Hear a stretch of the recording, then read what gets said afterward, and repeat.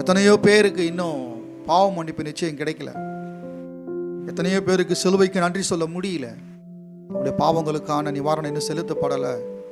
நாங்கள் செய்கிறதான எந்த தியாகம், நாங்கள் செய்கிறதான எந்த செயல் எங்களை மன்னித்து தேவனால் எங்களை ஏற்றுக்கொள்ளப்பட முடியும் என்கிறதான அந்த ஏக்கத்தோடு இன்னும் கூட வாழ்ந்து கொண்டிருக்கிறார்கள். வாழ்க்கையில் நம்பிக்கை இல்லை, வாழ்க்கையில் நிச்சயம் இல்லை, புலம்பிக் கொண்டே இருக்கிறாங்க. வாழ்க்கையில் இந்த புலம்பலையெல்லாம் கர்த்தர் மாற்றி இருக்கிறார். வார்த்தையின் வெளிச்சத்தினால நம்முடைய மனக்கண்ணுகளை தேவன் திறந்து பாவ மன்னிப்பு நிச்சயத்தை அனுபவிக்கும்படியாக உதவி செய்து கொண்டிருக்கிறார் நம்முடைய தேவன். சிலுவையில் உண்டான அந்த மகத்தான செயலை நாம் உணர்ந்திருக்கிறோம். இந்த செயலுக்கு நாம் மரியாதை கொடுக்கிறோம், மதிப்பை நாம் அதற்கு கொடுக்கிறோம். நாம் ஒரு அவமானப்படுத்துறது இல்லை, நாம் அந்த சிலுவையின் மதிப்பை குறைக்கிறது இல்லை. சிலுவையில் நமக்காக சம்பாதித்த அந்த நீதியை பரிபூர்ணமாக ஏற்றுக்கொண்டிருக்கிறோம். எல்லா கணத்திற்கும் மரியாதைக்கும் நீர் ஒருவரே பாத்திரர்.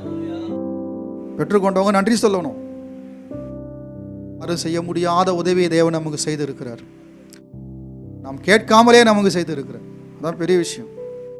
தேவனே நம்முடைய இழி நிலையை பார்த்து, நம்முடைய கஷ்ட நிலையை பார்த்து நம்ம தூக்கி எடுக்கும்படியாக அவரே மனமு வந்து நமக்காக மகா பாடுகள் பட்டு நம்மை தூக்கி எடுத்திருக்கிறார்.